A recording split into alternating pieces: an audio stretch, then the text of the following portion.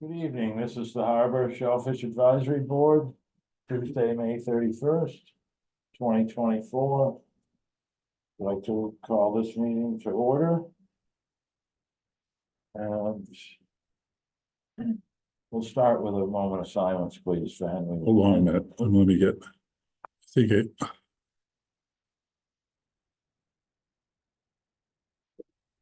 Should be everybody. Jim, I'm assuming it's Jim Sherlin. And Dave and Ginger.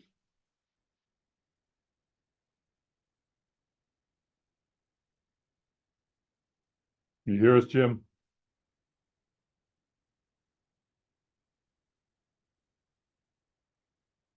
You hear us, Dave? Yes. Okay.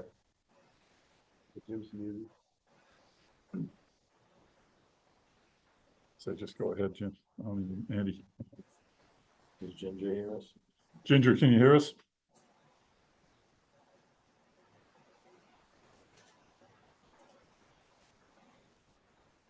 Ginger, can you hear us? There I am. I'm unmuted now. Yes, I can hear you just fine. Thank you. Okay, Jim, can you hear us?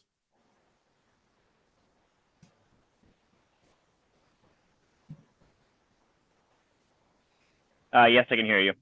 Okay, All right. good. Thank Good. you. Calling to order this meeting of the Harbor Shellfish Advisory Board, May 21st, 2024. We'll begin with a moment of silence for Henry Wazowski, please.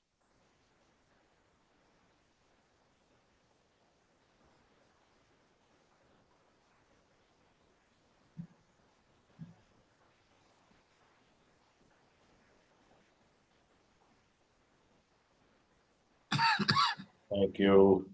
Can we have a motion to approve tonight's agenda? Motion to approve.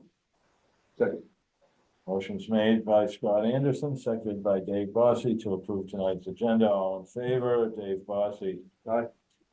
Scott Anderson. Aye. Peter Brace. All right. Ginger Andrews. Aye. Jim Sherlin. Aye. Dave Franzuto. Aye. Chair votes aye as well. Everybody get a chance to see the minutes for April 2nd and April 16th. Are there any revisions requested? If not, I'll accept a motion to approve them. So moved. Second. Motion's made to approve, made by Dave Bossy, seconded by Scott Anderson to approve the minutes of April 2nd and April 16th. In favor, Mr. Bossy. Aye. Mr. Anderson. Aye. Mr. Brace. All right. Mr. Franzuto. Aye. Mr. Sherlin. Aye. Ms. Andrews, please. Aye. Chair votes aye as well. Marine Department report, Sheila cannot make it tonight.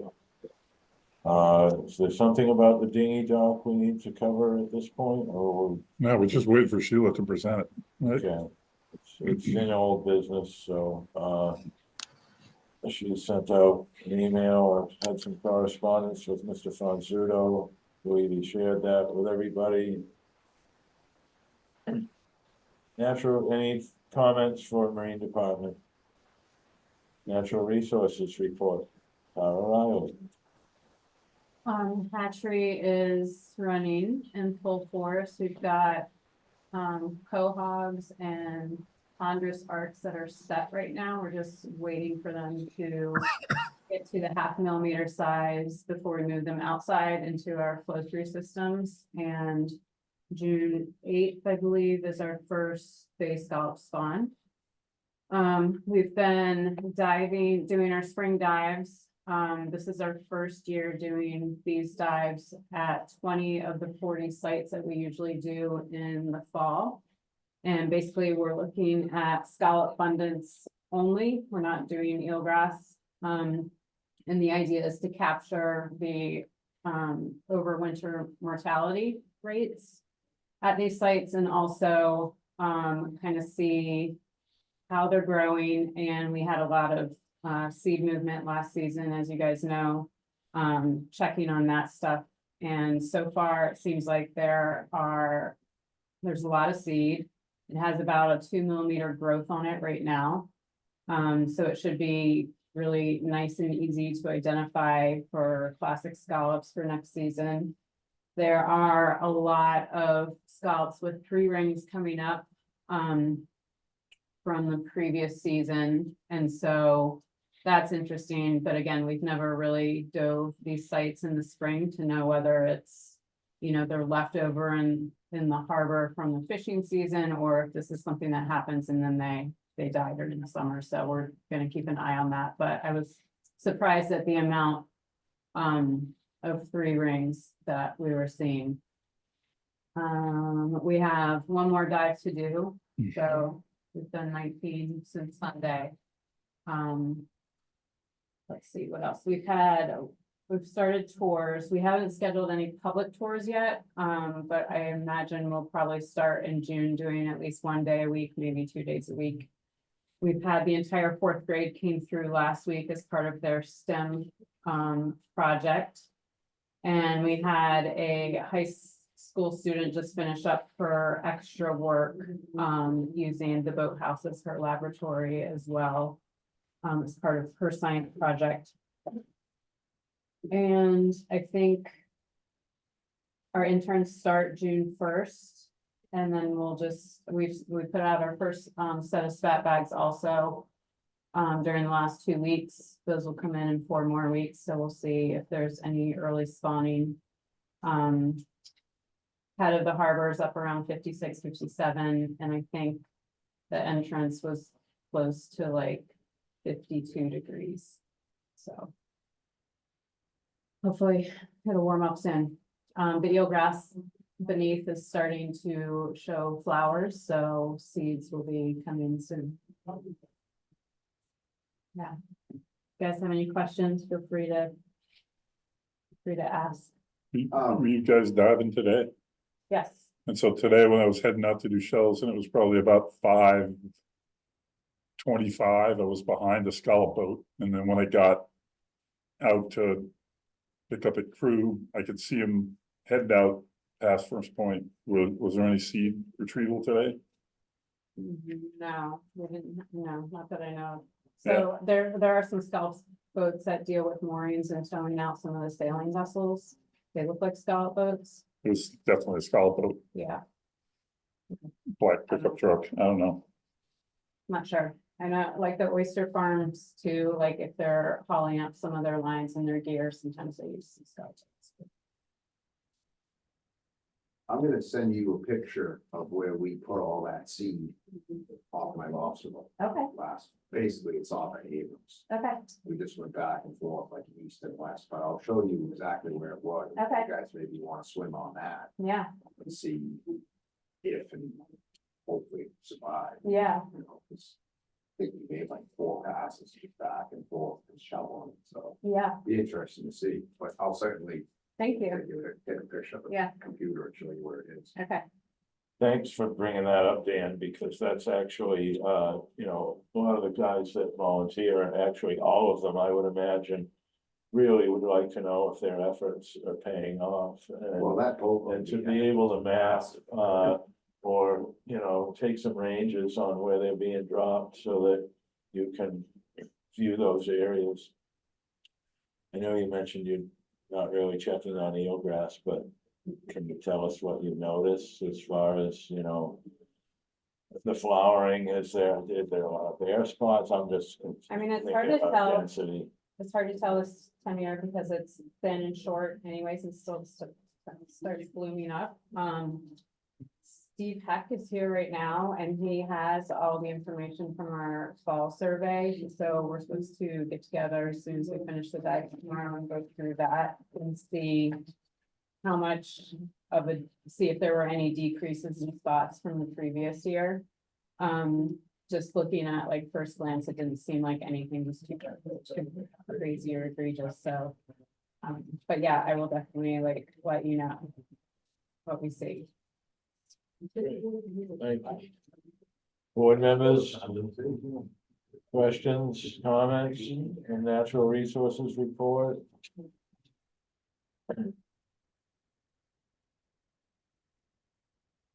Moving on. Old business. What's this public comment?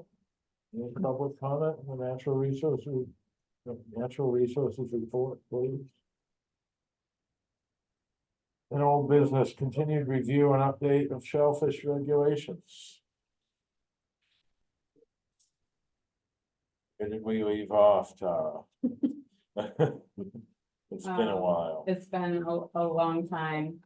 I think probably we had gone through everything except for the enforcement stuff and the fines. So I think we were going to let you guys look at some of those fines and decide whether you thought that the amounts were appropriate. And then come back with comments. So if it has been a while and we need to kind of look at that and you guys want to submit it to me in email, I can do that. I have Jim's and I've looked at Jim's comments for additions. What is your timeline on those? Or hopes for, being completed? I am hoping that we have this wrapped up by the end of August. Because I want it to roll out for the recreational season, but also we need time for public comment and public to review. So I would like to get our stuff done by the end of June, like just Yeah. final form. And then, go through all the channels that we need to go through to make sure that everyone has seen this and is okay with it. Jim, do you want to verbally go over what you're suggesting? In case the board has any comments to add to that, or how does the board feel about that? Have you all seen it? Jim's suggestions on this? All right, Peter, did you get them? I didn't. Emailed to you, no? If I did, I didn't see them. I've just been, All right, any way you can? I can read them if you'd like. Sure. Okay. All right, the first regulation change is no transfer or refunds for town of Nantucket commercial shellfish permits. And then in red, it says with the exception of serious health issue or death.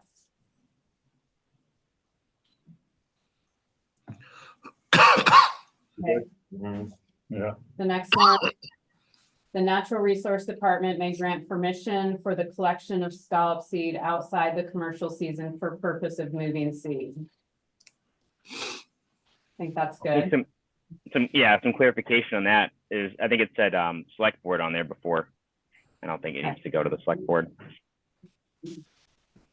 The next one is returning to shore to pick up color. A license holder may return to shore to pick up a color, but no more than, in red, 5 bushels of bay scallops may be on board when the color boards the vessel.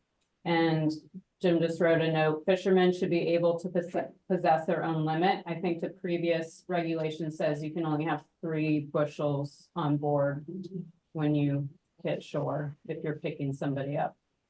Do you recall a reason for I'm not sure. that? Yeah, I mean, I can understand that. I can remember years ago, that happened, and when there were 80 or 100 or more boats in the fleet, that's difficult for war. Dave? Yeah, it was more of a, it was back when we had a lot of boats, but it was also trying to allow husbands to come in and pick up wives who had, dropped their kids off at school. And I think the discussion at that time was, by the time they did all that, they'd probably have 2 or 2.5 or 3 bushels on board. But I don't have any problem with it being 5 as long as the As long as the daily landing is only 10 for the boat. Are we, when you say a color is basically an unlicensed helper, right? Not Well, it would have to be a necessarily. licensed helper Yeah. to be able to retain 10 boxes. Oh, okay. He's gonna have, right, he's gonna have to have a license if they're gonna go get another 5. But no more than 5 On Yeah. board. on board, but you're just gonna expect that anyway, because that one person got those 5. Well, you can't come in with 6 or 7 and then Right. pick up someone to make them legit. Also, you can't come in It's the with purpose, I guess. more than 5, because assuming that person's license is gonna Covered. pick those up. Right. Okay, all right. Right. I'm okay with 5. I don't, I just didn't understand. All right, the next one is, should we consider removing the 6:30 AM start time and use the state regulation of a half hour before sunrise? I think that would just be discussed. I don't know how everyone feel about that, but I feel like we should be on the same page as the state, maybe. That we should talk about it. Thing is, if you say, if it's a clear day, you can definitely spot the sun coming up over the haulover or wherever it's coming up over. But if it's cloudy, the light's more diffused. So how do you say? Do you say Weather Underground says sunrise is this, and then you look at your watch and you say, oh, sunrise, and I guess Legally, I believe, yes, that's how it works for the state. you have to what? I believe legally you have to look at like the sunrise time on, for the date, and that's how it works for the state. Okay, A half an hour Yeah, after good point, sunrise. right, right. So, it would be up to the person, all right, the sunrise is at 5:30 today. so deer hunting schedule then. Yeah, Yeah, right, pretty much. pretty much. It's gonna, good point. My opinion, for what it's worth, is I believe we leave it at 6:30. We should probably talk to Warden and see. This guy's gotta get up with it.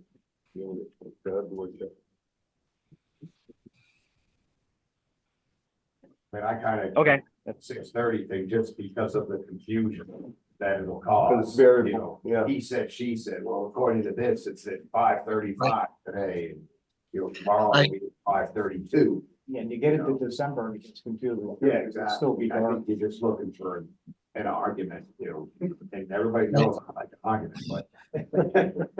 I just think that the 6:30 to 4:30 in the afternoon has worked for a long time, safety reasons. I mean, I just think we ought to just leave that one alone. The the only reason I put this in here was because, like, in November, we have to apply by the state regulation of sunrise, because before they changed the clocks, we were technically have to wait until a half hour before sunrise. So like November, we might have to wait till 6:40. That's the only reason I put this in there. But Thank you, Jim. I like it, like I said, I just. Well, it's definitely more, it would be more, for the warden to keep up with it. Looking at when the sun rises every day, it's like looking when high or low tide is every day. The information is there, but. sure, we can certainly leave it at 6:30. I just thought we should talk about it. Okay. Like it. I would guarantee there'd be an opposition. But for all Now, reasons. that was on page 149E. All right, do you want me to continue? Yes, please. This is letter H, transfer of scallops. No transferring of catch from one boat to another, and with the exception of emergency, discuss. So maybe if a boat's sinking, you transfer your catch to another boat? Or if it's Aground or if something. your engine Yeah. conked out or something and you're drifting, and Disabled. maybe I like this one, but I think you should define emergency, I would agree with that. Yeah, because emergency, you have to get to the shore and use the facilities, oh my God, and bursting, you know, what's an emergency? Well, folks not maneuvering under its own power, Yeah, something like that. Okay. The next What, one, well, I like- I'm presuming that doesn't, sorry, this is Ginger, Mr. Chairman. That doesn't include, when the other boat is your dinghy?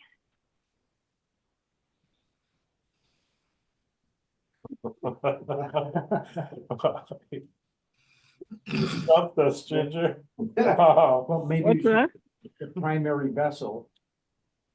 When the Hmm. primary vessel is in an emergency situation. well, how many scallopers Transfer tie up on a everything. mooring and paddle in their Boy. catch? Does anybody- Well, I mean, we used to put the boat on, in North Wharf, we put the boat on the mooring and put the scallops into the dinghy and rowed ashore with them. I mean, that was the only way to do it, so. Because it was so shallow in that corner. Probably a 12-foot dinghy, right? More like a skiff. It was not even, Yeah, really, boy. it was more like a pram, or, yeah, George, for a while, he had a rowboat, you know. Mm. There was a 12-footer there, yeah. I like the premise about the emergency, but I think we just need to flesh out what what constitutes an emergency. I mean, I Well- guess, you know, if this happened anyway without this regulation written in there, you know, I don't think the Shellfish warden's gonna Yeah. give you a fine for transferring your catch to another boat when you're sinking. But I I would just hope thought not. maybe it should be in there somehow. Some other reasons have come up just now that are worthy, I think, of having within the description. You know, disabled, you know, run aground, which is disabled as well, but Physical, health, medical reasons. yes. Which is covered in C, actually, but, well, that may be something different from, but exactly, thank you, Peter. Anybody else on this one?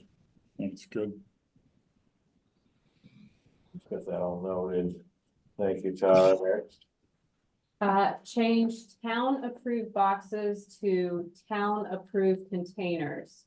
For possibly changing to bushel baskets or a smaller container for older fishermen, example, allowing the use of a milk crate. And then there's just a note that it would change. Is that recreational? Mm-mm. It doesn't say, but I, No, No crate though? no, Jim was using his father as an example, and I actually, he wouldn't accept any help picking up those boxes, but, you know, Jim, were you not suggesting, you know, as Tara just said, for an older person that may want to have a lighter vessel for their catch? Yeah, that's pretty much what I was getting after on this part. I'm old though. It's. Lighter box too. Well, if it's an approved vessel, Yeah, sure. you know, it could be anybody, doesn't have to be older, it could be disabled Sure. or the weak at heart, so, Run out. yeah. But how many smaller, lighter boxes can you have then? 10 milk crates. I put 10 milk crates No, in of 5 course. boxes, because I call into a milk crate and just about level with the milk crate, the top of it. I put 2 of those in a box, it's basically, is what I, you know. 10 milk crates is 5 boxes. And JC's checked me and, you know, obviously they're not mounted up like a cake, but, you know. Something Is that, this- like what I do is I use them for a color bath. Yep. And with a string on them, and you've probably done it too, it's just easy to reach over and rinse them. You know, if you mount the thing up, when you're rinsing them, they're obviously gonna spill, but I usually go with like 10 almost level, and I mean almost just below that you can rinse milk crates, but. Is this for landing the catch? Yes. Yes. Ugh.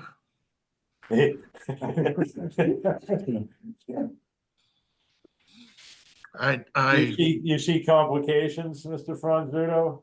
Well, I'm I'm getting pretty old, but anyway, I don't know. I still think we ought to stay with the standard boxes for landing the catch. I mean, I understand what Dan's saying, and I've done that myself, use a milk carton to wash them, but I don't know. I still believe that the town approved boxes, it's just my opinion. I mean, guys can certainly change it if you want, but it's my opinion.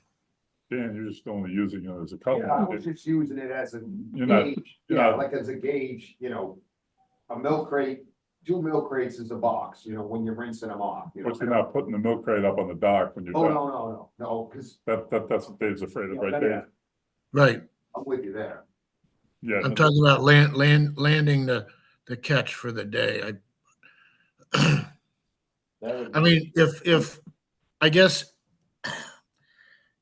Mr. I Chairman? mean, if you're gonna have a provision for this for someone who's, older or not, physically able to lift a box, then are you then gonna allow him to put 10 milk cartons up on the dock? No, I'm with you there, it gets confusing, you know, it would get. Then you need 10 tags for one Yeah. licensed fisherman. Well, I mean, what it boils down to is. I hate to say it, if you don't wanna lift a heavy box, then don't mount it up that high. Well, maybe it's a thing where, I don't know if this is possible, but maybe it's a thing where if it is the older guy who. He doesn't want any help lifting his boxes, but he can't lift them, so maybe he has. I don't know, more boxes, but he doesn't fill them all the way. Can't do that, but That's. or maybe you Yeah, shouldn't. you want Mr. Chairman? that's, Okay, Ginger, I agree with Dave. I think that once they get in the box, they should stay in the box. And the way to rinse them, the best way is to get them. We always toss the ones as we were culling into a wire basket and then rinsed them in the wire basket so that when they went into the box, they were pretty clean. And that is, if you do it right away when they're caught, it encourages them to spit out the sand or whatever, and the the mud or whatever. It just doesn't go into the box. If you're pouring water on from the top, you're just gonna shift the grit to the bottom, and that doesn't really help anything. So I just think for standardized, for the warden to see that it's better to have them clean first and then in the box, and then the boxes are the boxes. And George used to.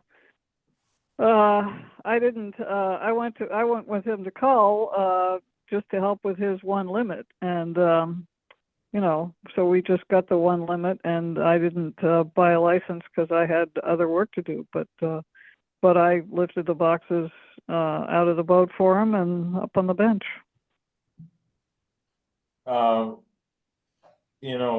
Ginger just mentioned cleaning, which was not part of this discussion, but I'm just wondering if Jim and Dan chime in on this, and Matt as well. I mean,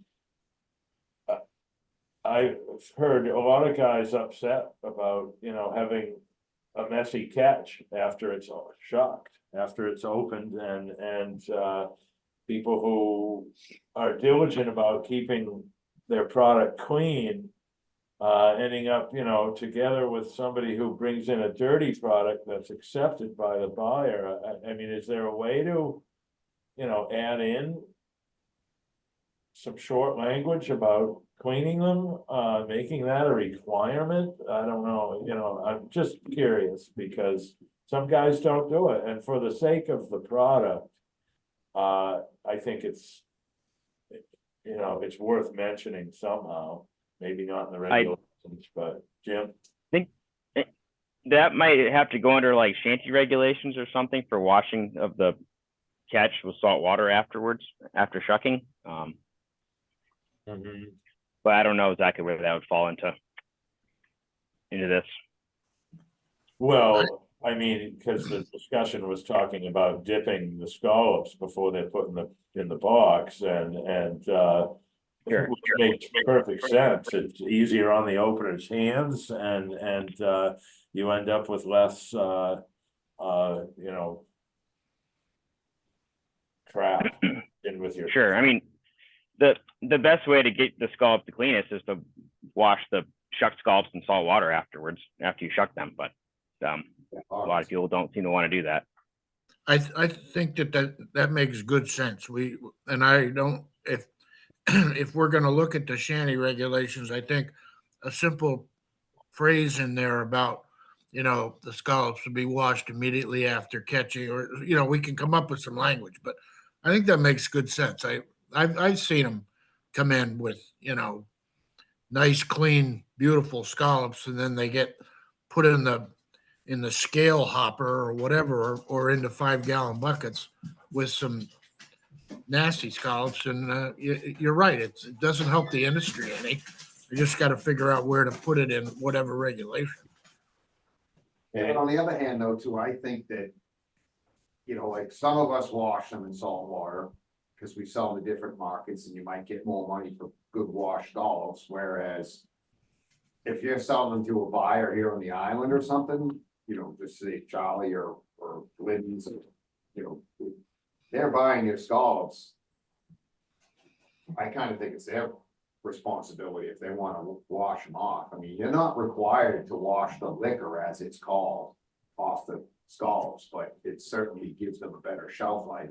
And you do lose weight when you wash them, but it's a better product. So I can see people saying they don't want to lose a half a pound of weight to washing them, but to the few of us that do wash them, or however many people do wash them, it's a far superior product. But I don't think you should tell people they have to wash them because, you know, Jimmy will attest to this. You got to bring jugs with you each day and fill them up with salt water. And not that it's a hassle, especially if it's in your routine, but some people aren't going to want to do it. And in my eyes, it's the buyer that's buying your product. If they want to wash them, let them wash them. But if the fisherman wants to wash them, that's up to them.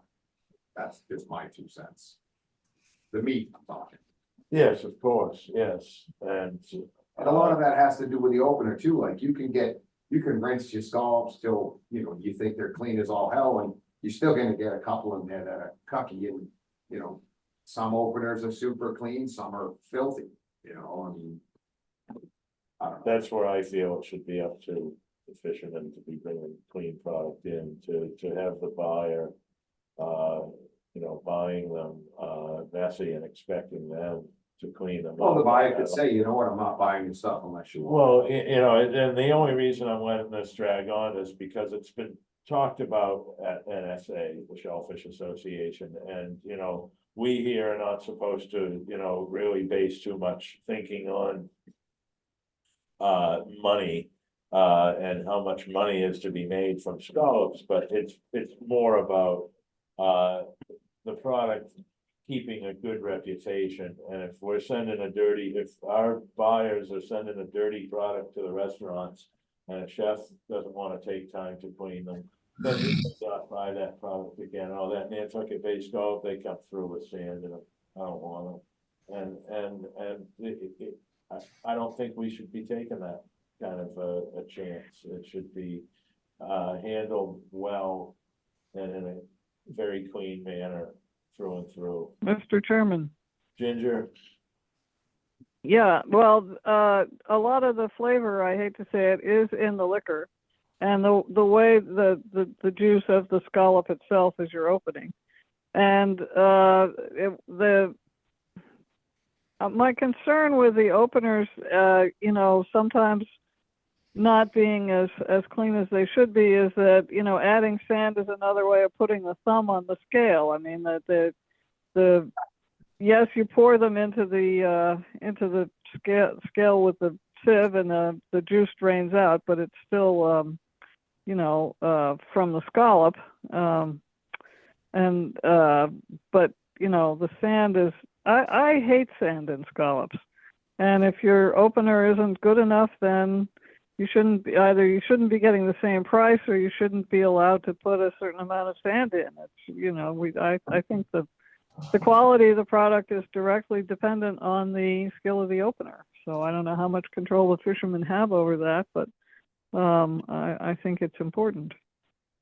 Well, it starts with what you said, dipping them in a basket or a scallop box or a milk crate works just as good. And I can remember guys never dipping them and bringing in just, you know, and seeing guys, openers' hands just torn up from all the sand on the shells, but. So Tara. Do you see any place where we can insert cleanliness of the product somehow? Well, I or- think we had talked about doing, just like a list of best management practices for apprentices or like for the fleet in general that was composed by the fleet. So I think like mentioning, you know, rinsing your scallops in the metal basket before they go in the bushel box. And then, you know, if you want to add in, you know, at the shanty level to rinse in salt water, should be considered, you know, I don't know, maybe you could just mention. Yeah, Mr. Chair. rinsing should always be kept as an option, because like Ginger says, the flavor is in the juice. You definitely wash that away when you rinse them. But anyhow, that was Jim.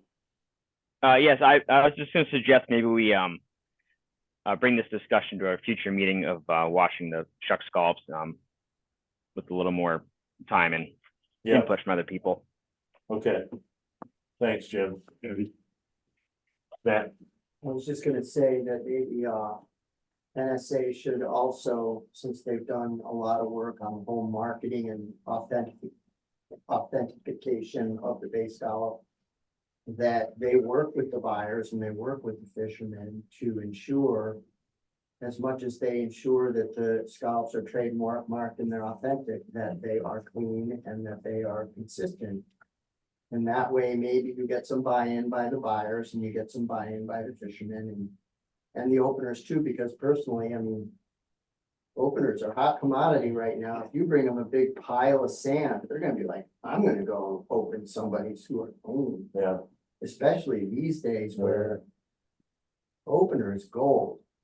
And I can't imagine there's an opener out there that can't find a better job right, than opening sandy scallops. So it's just kind of a different industry now based on the amount of participation that we have. So I think it changes things quite a bit. And I Yes, it think does. that you really could, as small as it is, get a room full of people together, decide how we're gonna offer the best scallops that the world has to offer. And thanks, Matt. Peter, so how would we distribute best practices?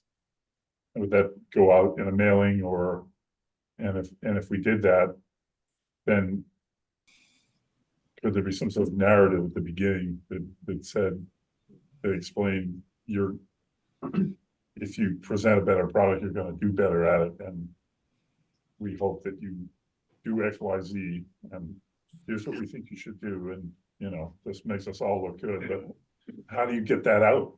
Mr. Chairman. It's not in the law, then it's. No, but I think it's a perfect charge for working with the NSA.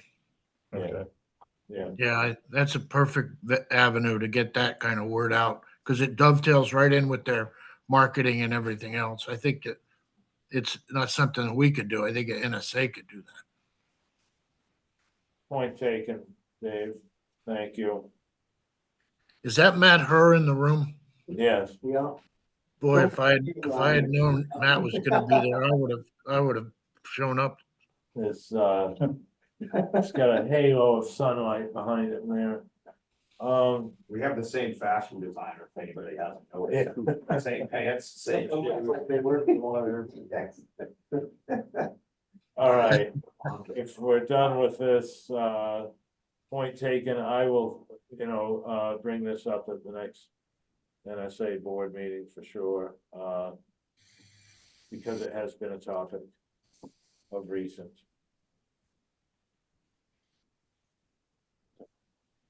All right, the next one has to do with the town of Nantucket commercial permit fees.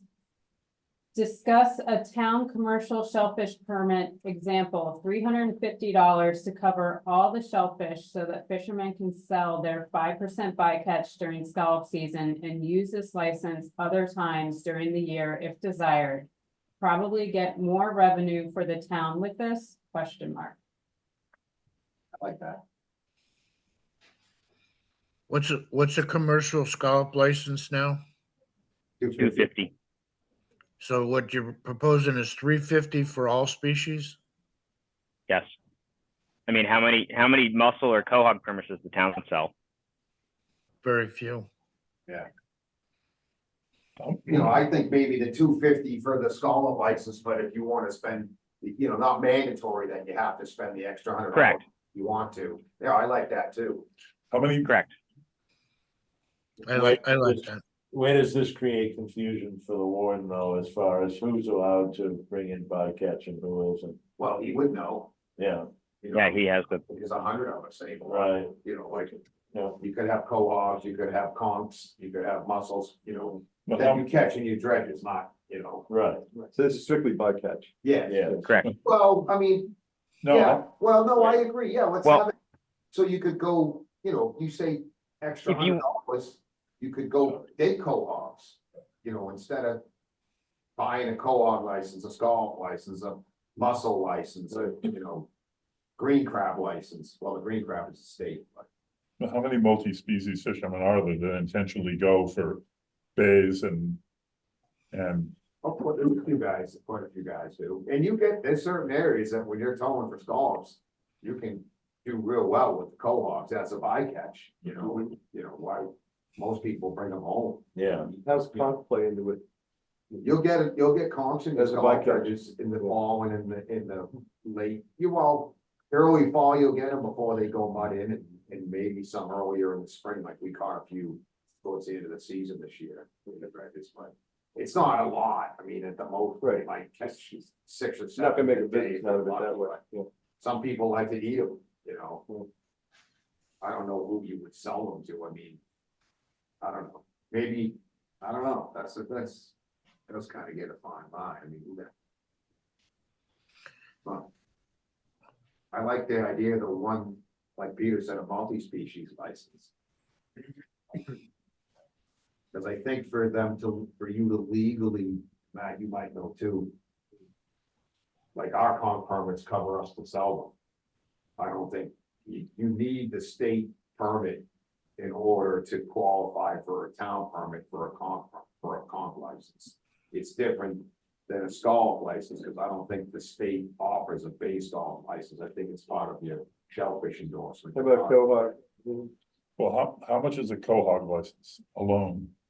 I think it's 150, I think, yeah. So I'm I just think wondering, that's right. I'm just wondering if we did this, you think it would encourage more people to be multi, I would spend the extra $100 certainly to get a co-op permit, you know, or an endorsement, maybe call it. Have a co-op endorsement on your town license as well as a mussel endorsement. I mean, nobody's gonna really go for mussels, but some people do. Nobody's really selling them anymore, but you know, if we could go get them for concrete, I certainly would chase them, but. so you could say that, you know, if Neil was still alive, he'd be one of those guys, because he always had the line on the mussels. I think it was, the town came up with a mussel license, you know, as well as a co-op license. I don't think it's a good idea. I was just gonna say, I think if the state covers the conch, and if a state license is required anyway, I think that'll limit it to, Well, maybe we eliminate the conchs because I don't, like I said. that would be the only, right, that's really, because that's a separate state. Yeah. That's the only thing that really bothers me. Correct is if I'm wrong, crossing but I that. know, like, for us, for that guy to get our town conch permit, we have to have a Massachusetts conch license. Right, So, whereas the cohog permit, the state doesn't, I don't think the state sells a cohog breaking permit, it's a different permit to dredge them. You know. Yeah, it's under the shellfish and seaworm permit, I believe. I believe under that permit, you're allowed to land 1 bushel of conch with hand rakes, I believe. Well, I think maybe the multi-species license, as Peter called it, for You buy your scallop license for $250. If you spend the $350, you can get a cohog endorsement, which entitles you to land them with the scallop dredge. Because there is a different town permit for a cohog dredge, which we went through that years ago. But maybe write it as if you were scalloping and you got cohogs in your scallop dredge, you were covered, but you were also covered to go hand rake them. Correct. Still stay with the different permit to dredge them. You know, if you were targeting them per se, but that multi-species permit will give you the scallop license, the cohog license, a mussel license. And periwinkles, Well, I wanna say eel, cause I think I bought an eel permit from the town once. When I was trapping eels in the ponds, I had to get a license from the state. Maybe I'm wrong with that, but maybe the button covers that, but I don't know.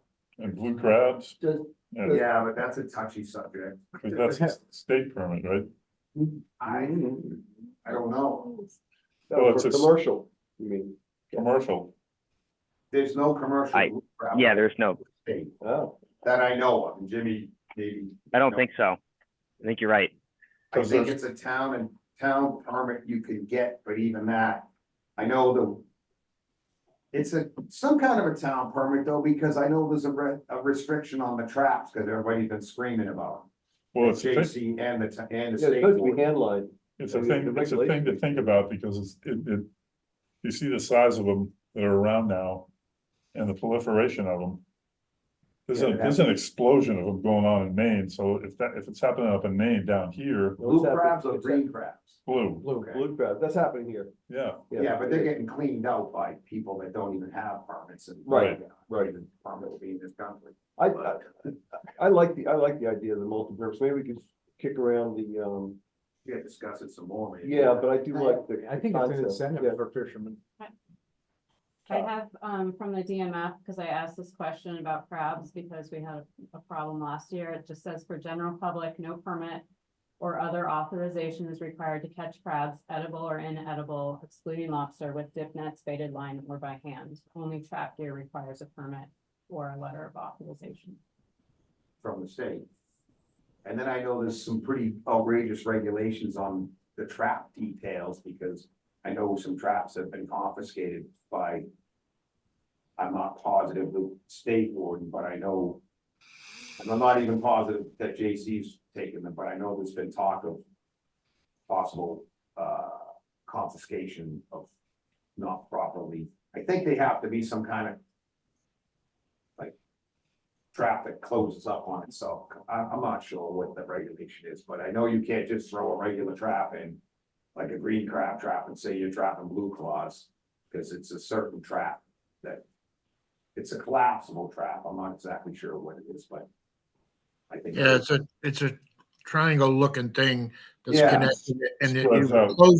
closes with a piece of line. Yeah, Matt, I was just gonna say, this multi-species permit. Is it, because I know that there's percentage caps on the bycatch, the incidental bycatch for those species when you're doing something else. I don't know what the exact number is. Yeah. 5%. Jim, they know already.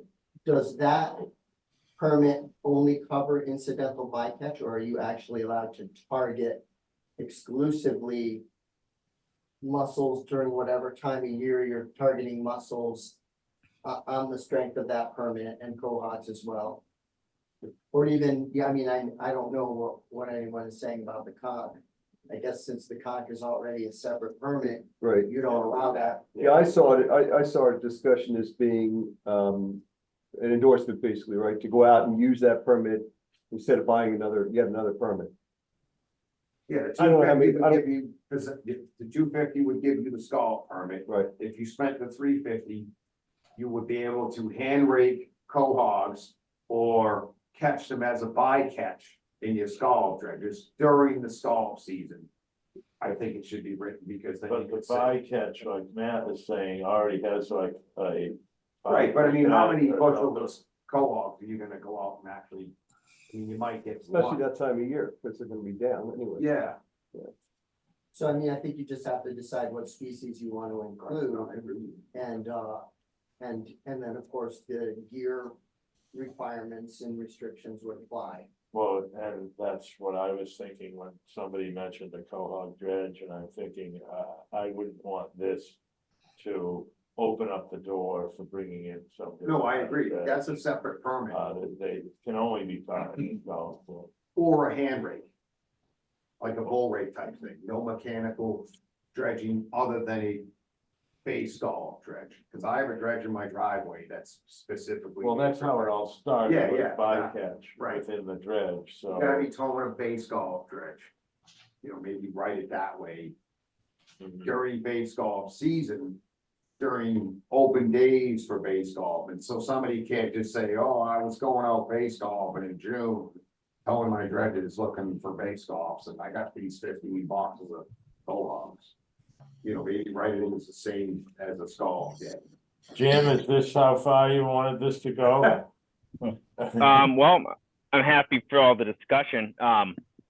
It was really kind of like what Dan said, it's mostly just to be able to sell your bycatch if you're base golfing in the winter.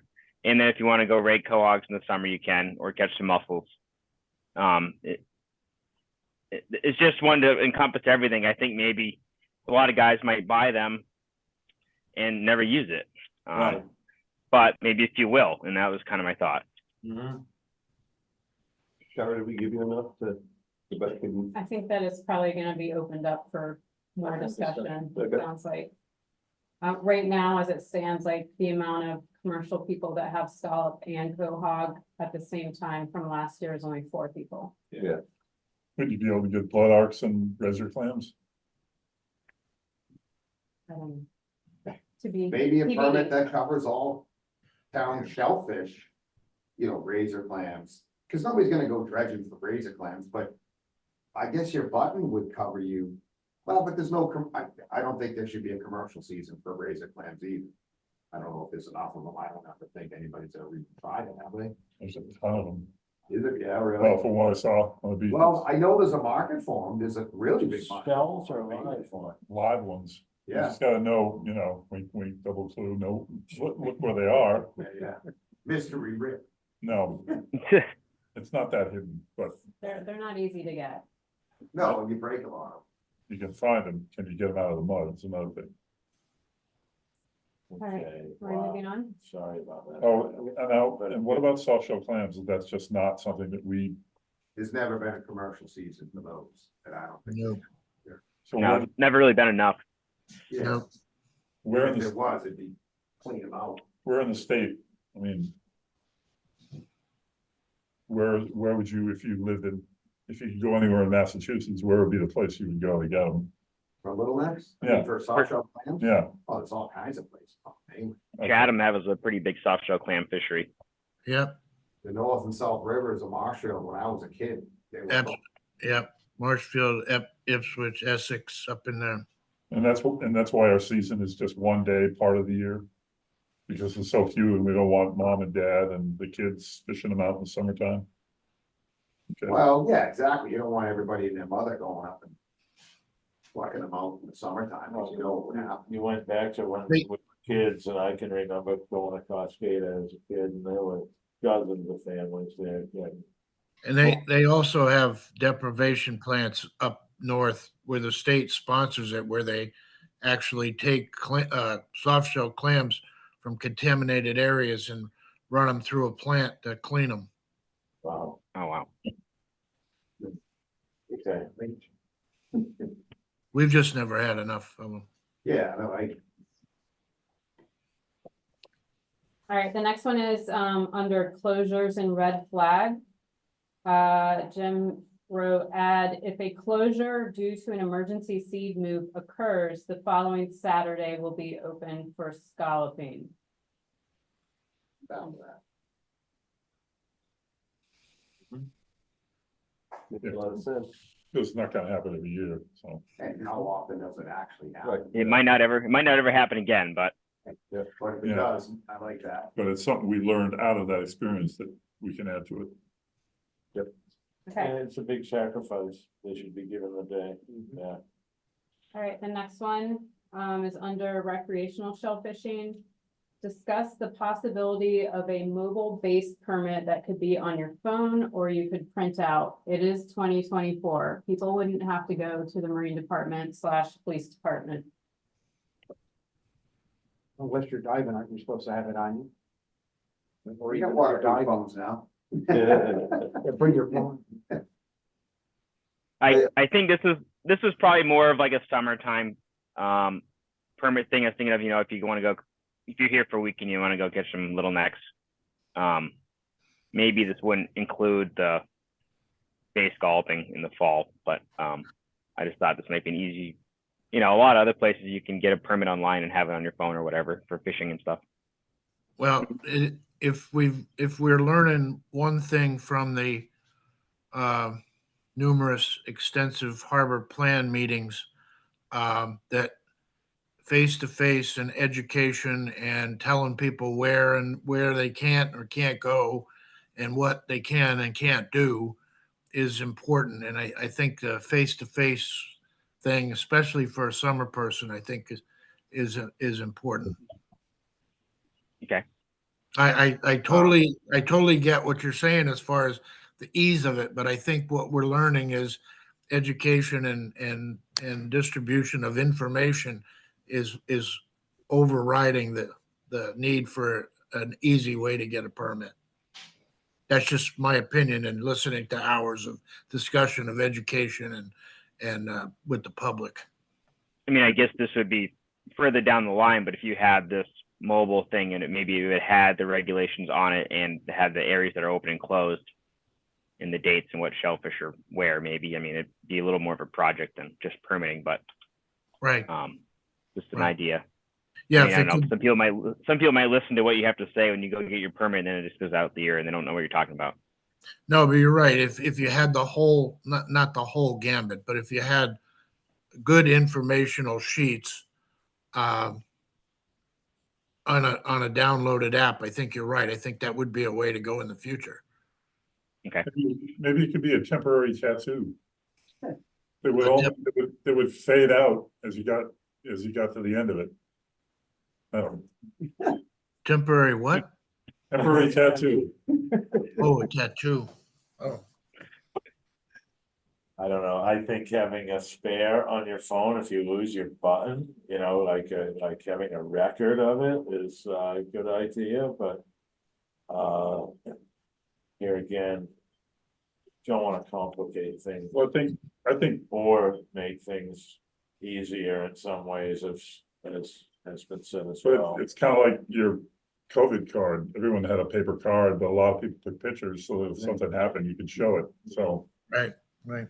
and maybe there'd be a box that would be checked online somewhere that the Natural Resources Department would have, knowing it would be able to back up that, yes, you did have a copy on your phone, and no, you didn't sit at home and invent your own one. This was legit, and it would maybe come with a QR code that's specific for you, or a barcode that's specific for you. Starting to get expensive to develop. I know, but That's probably, so we use this at the refuge, right? You flash your phone, but you're running across a ranger. You're not, Right. here, you're probably not gonna run across a ranger to get talked to and educated about what's going on and stuff. But it saves a lot, but it's also a big deal. Trustees put this big system together where people can just come up and do a QR code for a day rental, or do a QR for. Yeah. And it just puts it right on their phone, their receipt right on their phone, and they come out on the beach. So, So it works, but it's not cheap to implement. right. Yeah. So that's my problem with this cost to implement it. Awful lot of stuff here to digest, That was the end of the document. okay. That's a good start. Yeah, great ideas. Great ideas. Thanks for that, Jim. Thanks. So you're You're somewhere, welcome. where the seas are becalmed and the fishing is lousy and you have time. The fishing is actually pretty good. The weather's not bad, and the Coast Guard's right next to me. So I'm extra safe. Don't let them see you on your phone. Yeah. Oh, geez. All right, Don't trust those guys. so violations, and the fines. You sending us with homework on that? I am scheduled to meet with JC on Friday.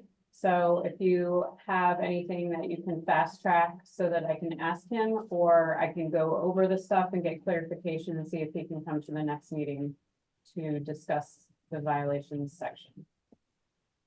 I think it'd be helpful if he came. Yeah, because I thought I remember we kind of had consensus, it was getting a little harsh. I Right. don't remember, it was months ago, but is that, Some of the fines were heavy. I think Some of them seem pretty punitive, yeah. yeah, the main thing was that the conch regulations for commercial were brand new because there hadn't been any, and there also weren't any aquaculture enforcement fines, so those were new and added as well. And so I think that if you guys haven't looked at the conch fines, they're slightly higher than like the other commercial shell fishing fines, so you might want to look at that and see what you think. And you could check out the aquaculture ones also. We're supposed to have a meeting with the aquaculture growers, so I think we'll be able to address that with them. Not to make it harder for you, but could you resend that section on the fines? Yes, Thank you. And can you just clarify what you said, Mr. Fransudo, about, were you saying the fine, maybe some of the fines were extreme, were you? No, I think when we talked about it, they seemed excessive. I mean, I think there was some minor discussion about, it's one thing to get their attention and make it so they don't do it again, but some of them seemed extreme. like Right. fine and lose days. See, that kind of thing. I got something I gotta add to this. I don't have a problem with fines, for for breaking the law, but I got in a lot of trouble a few years ago because I didn't have town issued tags in my town gear that was fishing in the harbor. Because I wasn't issued those town tags. I got written up by JC on Thursday. It might have been Friday, June 13th. Written up for not having town issued tags in my gear fishing in the harbor. I wasn't given the tags till the following day by JC and Jeff Carlson, but yet I was written up for them, went to court in Boston, lost my license for 3 years because I didn't have tags in my traps, because I wasn't issued them till the following day after the ink was dry for the ticket that JC wrote. So I don't have a problem with getting in trouble for breaking the law, and I have a text message that was written on April 14th to JC stating, I'm going to set 60 traps in the harbor tomorrow with my 30 and Jimmy Ellis's 30 at the time. And I got a return message from JC because I said, where are my tags? And I got a return message on the April 14th, the day before the skunk season started, saying, go ahead, we'll get them to you when we get them. But yet Thursday or Friday, June 12th or 13th, I was written up. Almost 2 months later, hadn't been issued the tags yet, but I was written up for it and lost my license for 3 years. Because I didn't have a town issue tag in the traps because they weren't issued, and I also didn't have a state issue tag in the trap. That was a different story, and I paid the dues for that one too, but I don't mind being in trouble, but when the tags weren't there till the following day, that's BS. And it got thrown out of town court. And it ended up getting pushed up to state court because the state got mad because I beat the town court. And then I went to Boston with Jim Merberg and Mike Wilson on either side of me, and it cost me a fortune in 3 years of a license loss because of that. And if anybody wants proof of it, I've got written proof, I've got everything. Dan, it's unfortunate that that happened to you, but everybody, the enforcement people and the state regulators, everybody needs to be responsible. And, if one of those fails, then somebody pays the price. And unfortunately it was you, but we paid yeah. for our licenses, Matt pays for his, I paid for mine. Part of that licensing fee is to be issued trap. Right. And if everybody wants to know the whole truth about that story, The trap tags were made at Geronimo's the day after I got the ticket, because I got a phone call from the woman that made them and said that JC and Jeff Carlson were just in here 5 minutes ago, and they had tags made that said Town of Nantucket 1 through 30. The following day. No, well, like I said, everybody has to be responsible. But nobody was. I was the one that got hung out to dry for that. No, I understand that, but I'm just saying, everybody, enforcement, everybody needs to do their jobs. It's And not just responsibility, it's accountability, and Yeah. that should have been enough right there for some accountability. But there was none. Tags coming from Geronimo's the next day.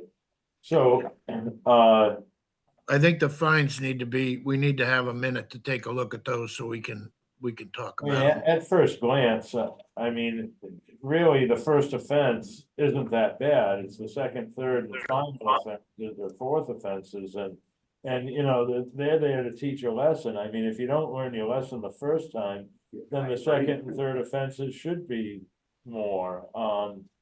And the largest one being 25,000 for shipping live shellfish off island, you know, for purposes other than consumption, being brood stock or propagation. I mean, we don't want anybody stealing our scallops, and how many would do that? If you were to find somebody doing that, let's get 25,000 from them. I agree. But so, you know, but Dave, you know, we I have. just want to look at, I'm Yeah, not advocating one way or the other. I just like yeah.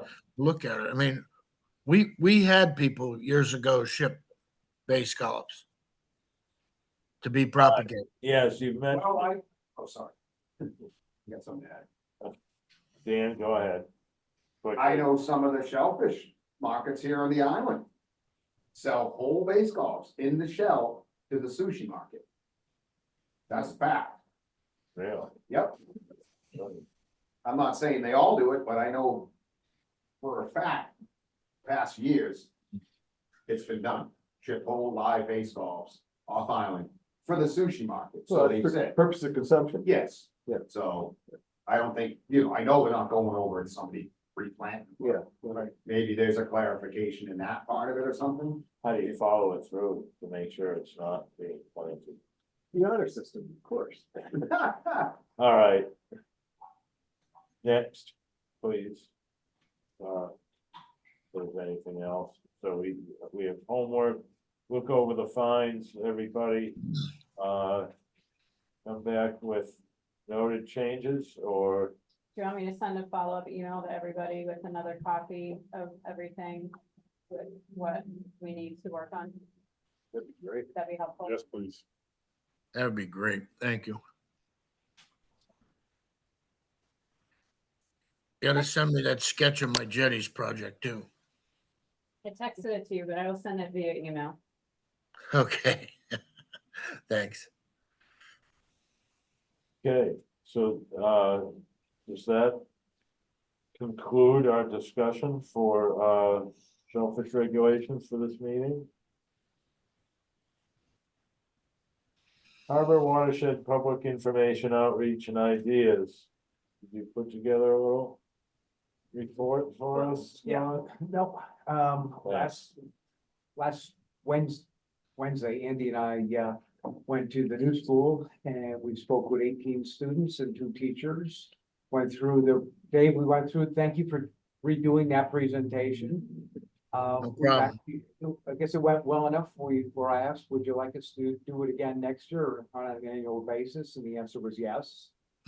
Good. I think it's very interesting talking with kids. And again, I want to do it again in the future. And I think that presentation showed to me, and I think Andy and I had a conversation after, that we need to add some more, I'll say, colorful slides of examples. Show them, dead eelgrass, show them some pollutant things, show them all the recreational things we do to keep their interest. Because we were able to talk. And, you look at kids, you want to engage them. And we were trying to tell them how to help their future. you say, what would you do if you weren't able to go fishing in the harbor? What if you weren't able to enjoy all these recreational things? And the reason I'm going down more pictures is I think as we get to the different demographics in the high school or the middle school, we're gonna need more help to keep the retention. Absolutely. Whereas when you talk to a smaller group of kids, I'll say in a private school, you can take your message a little bit different way. I want to maintain, I think we need the high school and the middle school.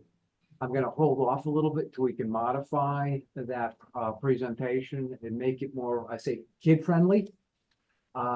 So I think it's crucial, especially in a multilingual town, that we get the kids to again put pressure on their parents, to ask them, why are you doing this? Why don't you do that? And I think what you did was outstanding, but I think that what we need to do is every single one of us are out and about in the community. And we all carry cell phones, and we need to take pictures of things that we see, like the storm drains or the mulch overflowing into the road, and the dumpsters and the dumpsters. We're all out there. So let's make a concerted effort, all of us, over the next few months, and take a bunch of pictures, and then we'll go through them and we'll build another or add to that presentation. I think everybody could be willing to do that. That's a great 'cause I idea, think Dave. people retain visual stuff. Yeah. Right, that's a good point. compared to print. Well, my mind keeps going to, land council's pictures, gosh, it must have been 2, 3, 4, even more, it was back when we had, 2 new DPW department heads, I think, and there were pictures of the outfall pipe at Easy Street with a good amount of, outfall Yeah. coming out of that pipe, and that kind of, it's an eye opener, and keeping, Scott and I bounced off each other really well. I think it went really well. It's part of the new schools, this time of year to give presentations before us was, a couple of guys talking about health and entering triathlons.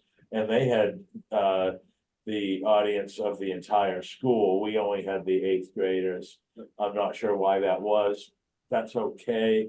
But certainly covering more ground and doing this in front of more people, the students would be wonderful. And to keep the attention, having some pictures to constantly click through would be really good. I mean, Matt Little did invite us to speak to the entire school of all our kids that were in that room as well. So we may do a carve out. As I talk to him in the future, we can do the 8th graders.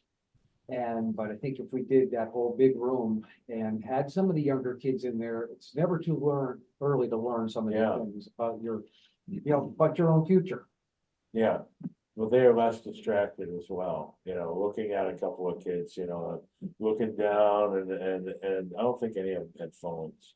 Nobody But, has phones, but I would have called them out. Yeah, but no, just keeping that attention span is difficult for any age group, even us. But I So, think when we get, again, as we get to the middle school or the high school, we're gonna have a larger class size or a larger auditorium.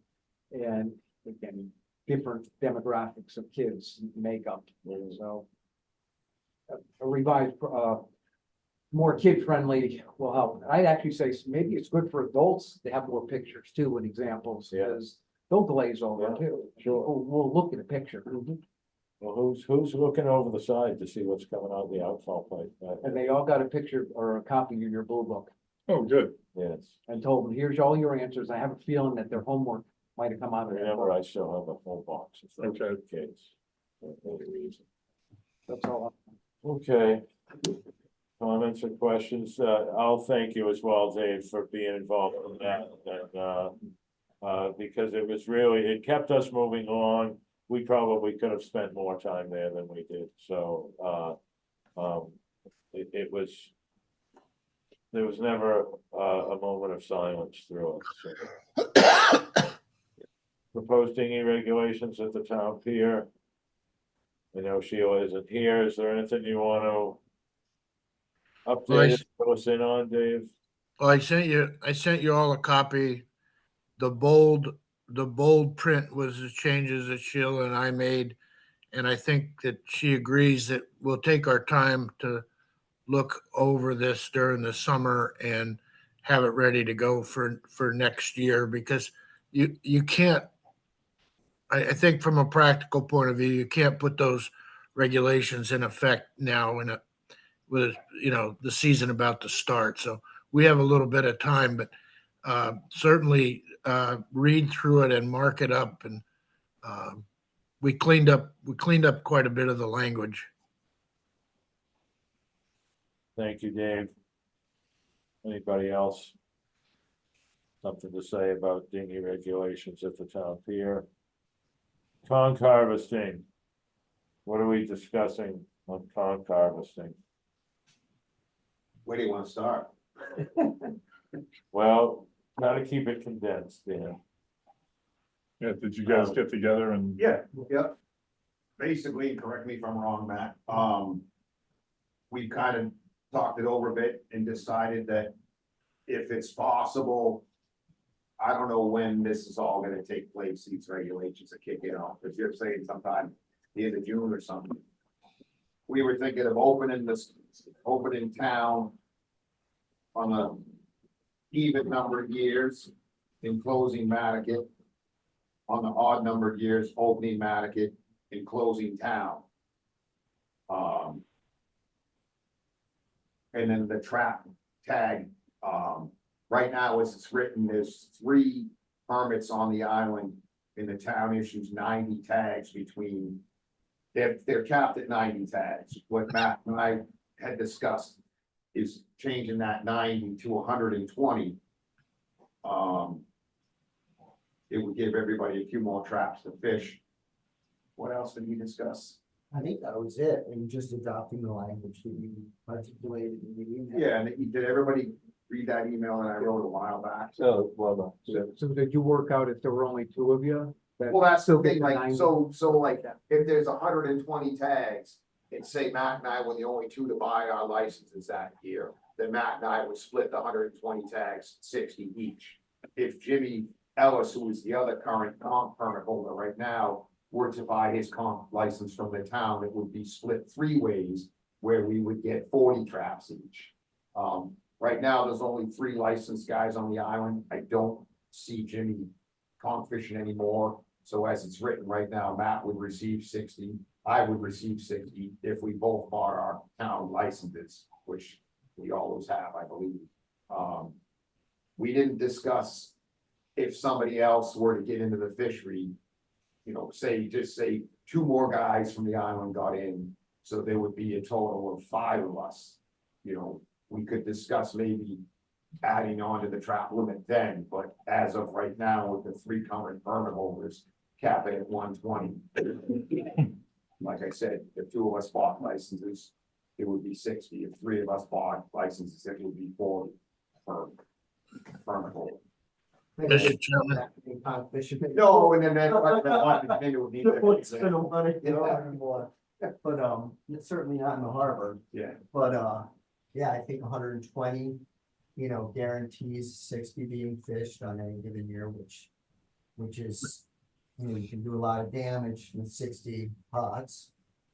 And, well, for lack of better terms, you can catch more. you can catch more money, you can catch more, there's more, there's more that can be done, especially while we have a harbor that hasn't really been fished for a while. It probably could use being fished a little more intensely now for the sake of everything else, because I'm sure the conch population is built up some. I think that also goes to justifying the switch in the odds evens year, so that those conch pots can be, put in the harbor. Although I would say if these regs are finalized by August, I don't know how Dan. Yeah, if it's not done by Want to then. leave it alone? Yeah, well, let's just say, I mean, leave it the even year so that we could fish the harbor next year. yeah, like next year, if we don't get them adopted by a certain date this year, whatever it is, July 1st or something, or whatever, then it would go to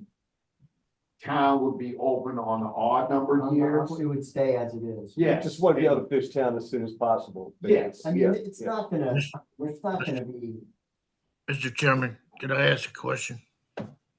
Go ahead, Dave. Is it, what, well, how many pots are you allowed under your state license? 200.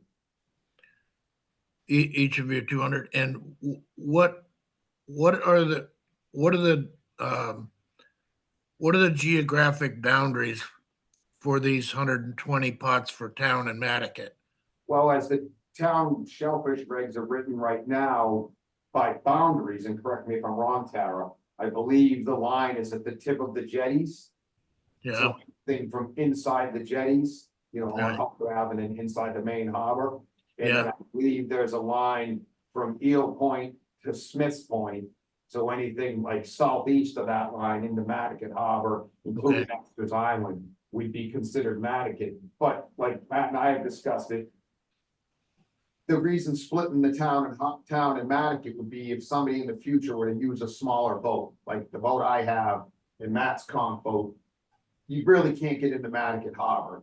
You can get in the main channel, but not in the middle ground. Whereas if somebody in a smaller boat like Matt's oyster boat or my scallop boat, you could get in the middle ground. So just say like Matt and Tara's son of a few years decided he wanted to go conch fishing. Well, they've got an oyster boat. They could put a hauler on it and he could go fish Mattocket Harbor, or if I wanted to put a smaller boat together, you could have a town fishery where you didn't need a big boat.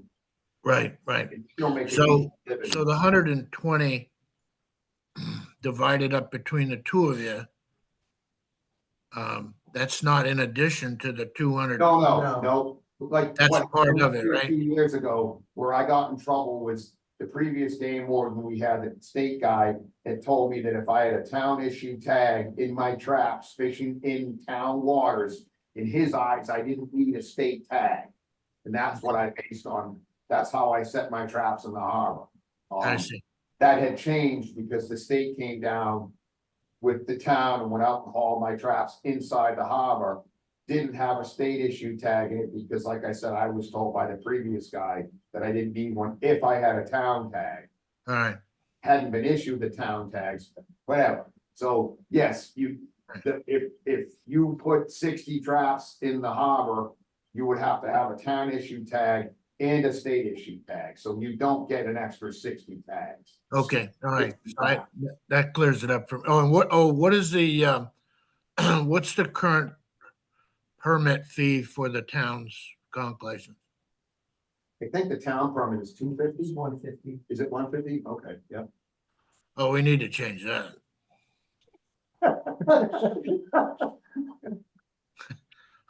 I'm sorry. Well, so there are 3 permits from the town out. Well, 3 people that are eligible to get a permit, because you have to have a state issued conch permit. Jimmy Ellis has one, Matt has one, and I myself have one. So in order to qualify for the town license, you have to show the town your state license, so. That's how that works. I think there's one other wrinkle in this is you kind of have to also include in the regulations that that conch permit needs to be bought By a certain date. by a certain date, because you can't have I mean, I was thinking about this myself, like, I don't know whether I'm going conching this year or not. But I would always reserve the right to be able to go, as I told Dan, you know, you want to be able to do whatever you have to do in the case of an emergency. If the oyster season were shut down by something and I needed to go conching, I would want to have my tags and my right to fish, but I wouldn't buy my permit until then. Right. And there's no reason, There is no scallop permit like regulation that says that you gotta buy it by March 31st. But I think in order to be fair to any other conch fishermen, they kind of need to know by April 15th whether they're gonna be fishing 120 or 60. Yeah, like you're saying, it's just per se, I didn't buy a town license one year. If I didn't buy my town license and Jimmy didn't buy his town license, Jimmy Ellis, then Matt would get all 120 tags, and Matt knows as well as I, you put 120 traps in the harbor, you fish it out in about 3 weeks. It would not take long, but I think I mean, I don't love love it personally because it means I have to go out and get my conch permit tomorrow, even if I don't fish. But I think that's kind of a small price to pay just to clear up the glitch. When does the conch season start? April 15th, the state permit start, state wants, conch fishing starts April 15th to December 15th, for that, Yep, and which would be the town season as well. All right, so we need to pick a date like we do for scallops, that you have to buy your license by such and such a date prior to April 15th. Why not April 15th, April 15th, or even just so that the other guy has a chance. or to- April 1st or something? Yeah, April 1st sounds perfect. Well, it's a state holiday. Just kidding. April Fool's. Somebody in that part of it today. Andy, I'm sorry, I've got a guy that meet people at 6:30. Dave, Um, you're excused. Thank you. I'm gonna leave this, in case you guys want to talk about, Jim and I have talked, but I don't think it's a rush that it can't wait for the next. If we just get to this land bank thing next time, I think we'll be fine. Okay, All right, all right, good. Okay, thank you, thanks, Dave. guys. Good night. Thanks. Do you, I hate to beat this horse, but, Which horse are you beating, Dave? You beating the? I'm land bank? beating the concourse. Okay. You're a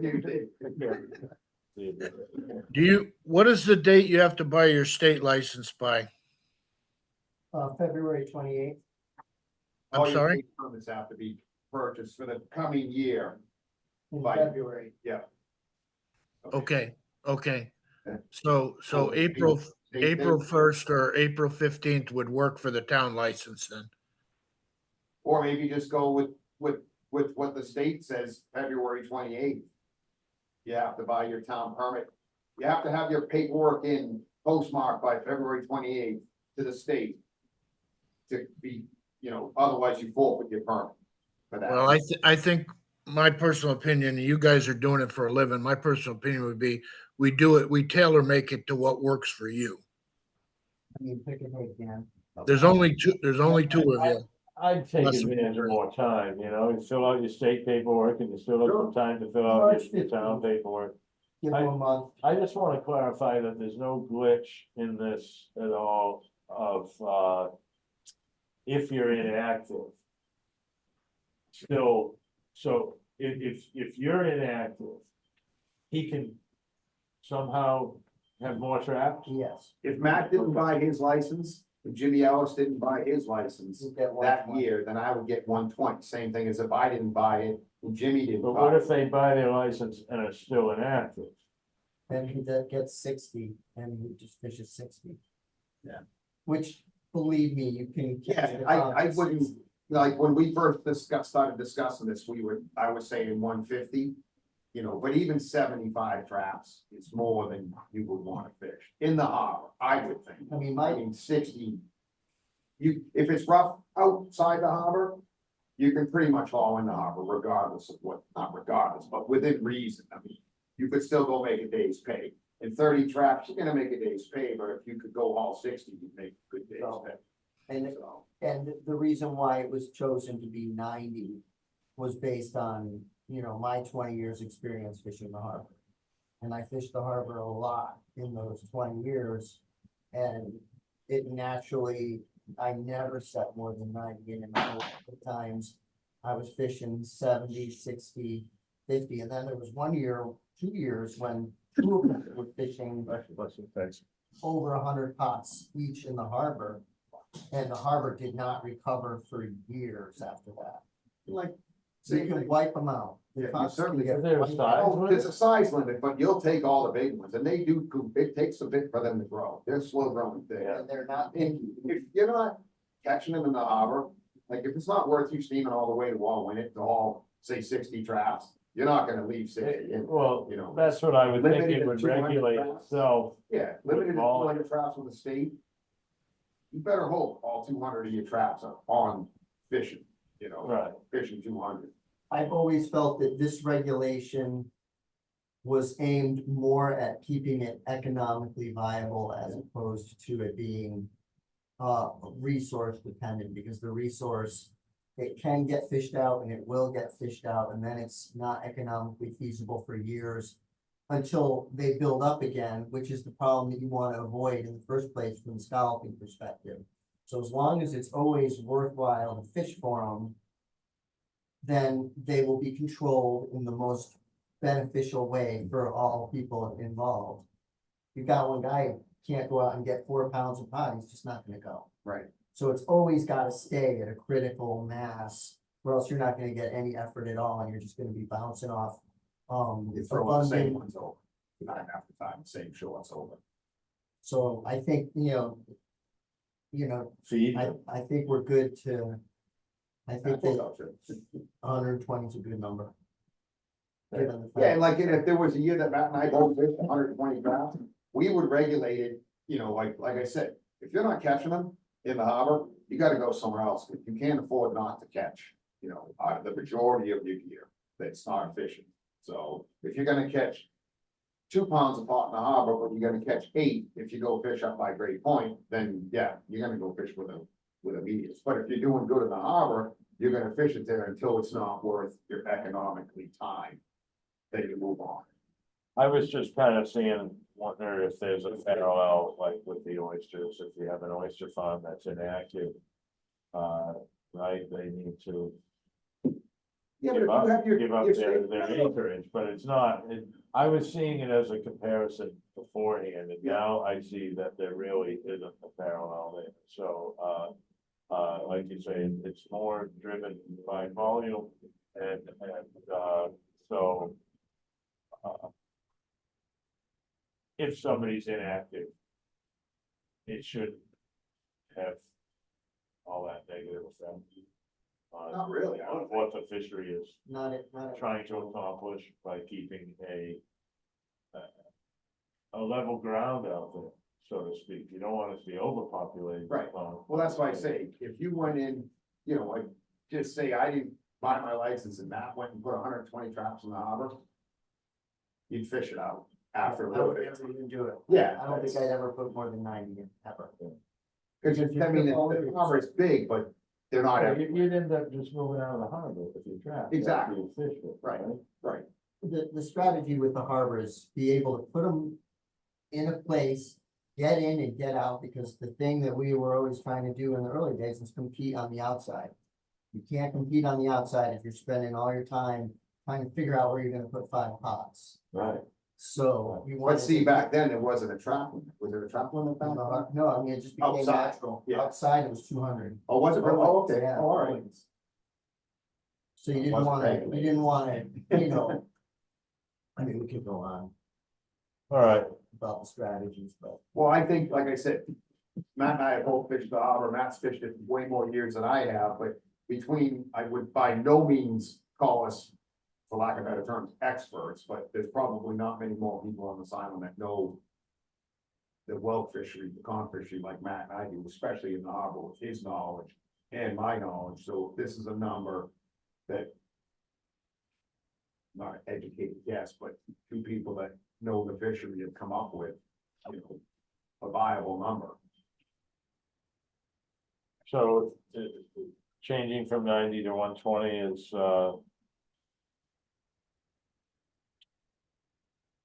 It's agreeable to Yeah. all. okay, I mean, I've discussed it with different people, I'm sure Matt has as well, and, I think that's it sounds reasonable to me, and. I mean, they are a predator. Right, The state shellfish, the head state shellfish guy was a fellow named Mike Hickey, who since retired, Matt knows him.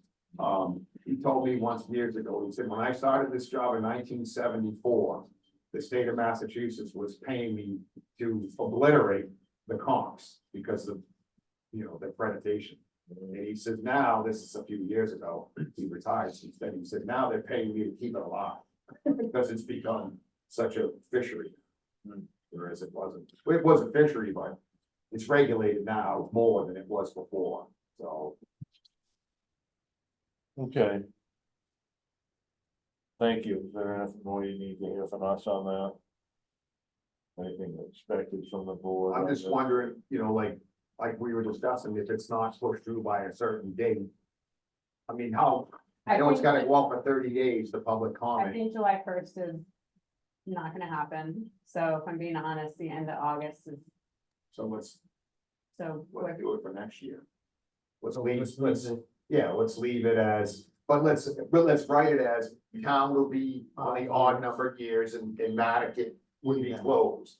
On the even numbered years, Mattocket would be open and town will be closed. That way, you know, it would give each harbor would get a year off. But it would also be a fishery that if somebody in a small, even in a big boat, I mean, I plan on going and setting a few traps in Mattocket where we can get in with the boats, you know, but if you were in a smaller boat, like I also say the west end because there's comps around Tuckernuck and a few in Muskegon. And neither one of Matt or my bigger boats will get in there. With a smaller boat, you could set a good amount of traps around Tuckernuck and Muskegon. You could probably set close to 200 traps between what you're regulated in Mattocket Harbor and around the other two islands and have a viable fishery in a small boat. It's kind of what that's kind of the gist of why I'm pushing this, because I don't really always want to have that big boat on, you know, or maybe just use that boat for lobster fishing and then put a smaller boat together just to target the comps in shallower water. Okay, thank you, Dan. And, thank you. Board members, anything else on conch harvesting? Health of the harbors. We have a new topic Scott wants to bring to light, pollutants and microplastics. To me, the more I hike around the island, you know, go diving around places and walk out on Little Neck, you start to see even more and more plastics and stuff washed up, and I have severe concern about like the future with microplastics and the carcinogenics that we are talking about, that are in that plastic. And, you know, you're the marine biologist, and, you know, I just want to keep it on our agenda. I'm gonna do some more research and look into various topics, but, you know, if shellfish or fish start to ingest more and more plastics that are carcinogenic, people are gonna start getting cancers out of eating fish, and that's gonna be a bad thing for not just us. I mean, you look at some of the plastic stuff I see around the world, and there's the stuff in like the Pacific, that big area, Island. all just congregates, and I just kind of, that wakes me up at night. Not many things do, but that's one of those unknown things. Just like one of the things I've done research on was some of the nano technology that's out there that's like in clothing, so it doesn't have odor anymore. Well, that stuff is up on, there's clothing all over the place on this island thrown there. And several of the insurance companies I had worked with in the past have their scientists working on some of that nanotechnology that's in the say plastic shirts and everything else, and all of that odor resistant material. It's an unknown, and to me, all those unknown things turn out to be not so good, but it's too late. So, I mean, I'm not talking gloom or doom, but I just think it's a topic that we need to be more, you know, upfront with and concerned with. No, we hear it on a large scale, but to focus it on Nantucket, I mean, it's more blatantly obvious every year. You see little shards from blue tarps, and they're in bird nests. Birds are using all types of plastics for their nesting. So, I mean, we'll keep this on here and you're gonna add more Yeah, I'm information gonna as do we that. go and. Again, I think that we can push that in a little bit about knowledge to the kids as well, like single-use plastics are going away, need to go away. You walk down the road, you see plastics hanging in trees, Yeah. on bushes on the side, Yeah. I'm sure you see plenty of it. And you go to pick it up, it just disintegrates, Yes. and it becomes dust. Yes, So again, I think the more we can talk about it and make people aware of it, hopefully we can make a little bit of a difference.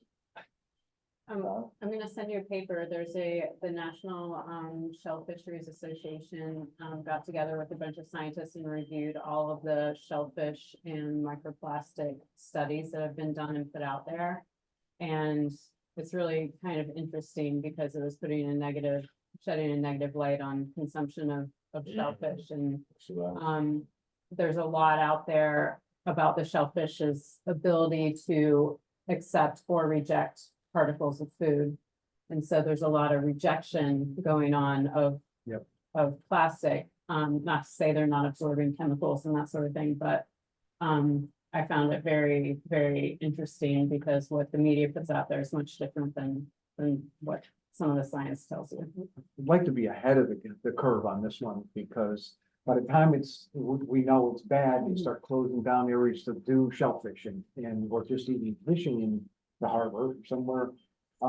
It's gonna be a sad day. Well, there's already areas that are off limits, it's what, it's a line from Grant Point to the steps over in Monomoy, anything west of there. Yep. We can't, like, I used to tow right off the end of Francis Street for scallops, that was a great tow in there. Great place, people would drive by, my wife would drive by and beat the horn and wave at me, go there. So if you would send me that, I'd Yeah, appreciate yeah, that. definitely. And I think it's really. I'm gonna look further into it and come up with more information and just keep it in front of us. Just seems so. I mean, be ahead of the curve. It's already there. I mean, be ahead of the curve on trying to curb what's added to it, but this is a proactive, or I mean, a reactive move, because, there's so much that's already there. But, and as the first thing I thought of was, oh boy, you know, it's the negative effect on people's consumption. Of course, we don't wanna fake it and say, hey, it's not there, and, you know, but the information, hopefully, you know, there's, as Tara just said, that, you know, there's some conflicting information between media and studies. Is that what you just said? Yeah. So, certainly worthy of I discussion. want to learn more Yeah. and share that Yeah. information. And we can also add it to future, you know, seminars that we may put on, so. Thank Some you, of my Scott. other fear related to, I'll say, the litter derby, and Christina would know. Yeah. Out there, the amount of plastics that are like in party areas, that are near ponds, that are, you know, in obscure areas that a lot of people don't go, and it's not just plastics. Yeah, I mean, the stuff that we found, the amount of other chemicals, paints, solvents that are just out there, it's gonna leach into that groundwater. So that's why pollutants and self-motivated by trying to Yeah, stop my. So. all right, thank you. Anything else on health of the harbor, pollutants and microplastics? Thank you, Scott. New business. Mr. Bossy just left. He provided us, a couple weeks ago, at least, with a letter to the land bank regarding commercial uses at Petrol Landing. He just said we can talk about this at our next meeting. Has everybody had a chance to look it over? I haven't seen it yet. I haven't either, and, you know, this is, to me, this is a huge issue for me. I agree with some commercial use being used if they're not allowed. You know, I wish we could just go by, well, I hope they'll turn a blind eye when they see, somebody, you know, unloading their catch there, but that's not something we can, rely on. So anyway, let's look it over. If you can think of adding to the letter, revising it in any way. I'm still, you know, they'll probably never do it, but I'd love to see a single boat ramp there. Where they're moving that building out of the way would just be the perfect place, but it would have to be limited in size. You know, no longer than a 20-foot boat, something like that, to ease some pressure at Children's Beach. But maybe it would turn into more of a quagmire than anything else because of abilities, I guess, the different level of abilities of people maneuvering a trailer. You certainly couldn't leave towards Straight Wharf, you would have to leave heading out towards Washington Street. But anyhow, it's a little landing that, I think a lot of us really love, and, The little landing that could. yeah, well, that's just it. There's so many uses that can be, implemented there. I hate to see it turn into, picnic park. So, I can. Mr. Chairman, Yes, Mr. Fonzuto. yeah, I just want you to know that this is discussed almost every single harbor plan meeting, so don't think it's gonna die a quiet death. Okay, good. All right, Andy, one of the spins I think we need to put on that is a lot of land bank usage is, well, there's a lot of nice places out there. It's predominantly a summer season where a lot of people are using this, where people are gonna kick back. When you get to, you're fishing most of the year, right? And there's no place to drive my There's no boat, place to go. that's public, So the you- land. it's kind of almost like a seasonal problem, that then if it was, allowed, it would sure help out at other times of the year. Cause I know they wanna only just like think of. all right, well, did everybody get Dave's letter? I Yeah. think he sent it to everybody. So look back, it's, dated, 4/26. That's when I received it. So, look that over and be prepared for the next meeting. Coastal Resilience Advisory Committee. Is there an update? Yeah, just to tell you guys that what we've been doing the last few meetings is we've been inviting the staff and chairman of the regulatory boards in town for meetings to get them to tell us how they interact with the public in relation to sea level rise, and with the ultimate goal of making recommendations to the select board on policy changes that take into consideration sea level rise, so that when someone comes and does an application or has a hearing or something in front of these boards, their administrators and their boards are talking coastal resilience, so that that word is getting out, and eventually we hope to change the application process for like the planning board, the HTC and the conservation commission, so that you are, in order to get your approval, you have to, where appropriate, consider sea level rise. So that's what we're doing. And Leah Hill and I will be going, I can't remember which day, for the select board to ask their permission to proceed with that. So we're also just doing public outreach, devising all kinds of public outreach to get the word out about the plan. Because we're always hearing about how nobody knows about the plan or about coastal resilience, and I know that's crap. Article 67 at town meeting didn't pass because my personal opinion is that the newspaper didn't cover it, so no one knew what it was, and so Bobby Takasta got up there and said, I really support this article, it's great, but I don't know what it is, and I'm like, great, Bobby, thanks, but we need everybody to support it. It'll come up again at the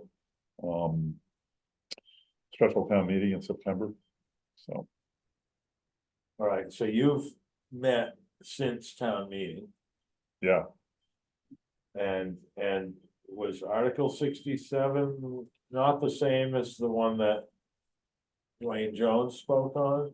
yeah, Dwayne spoke on Article 67.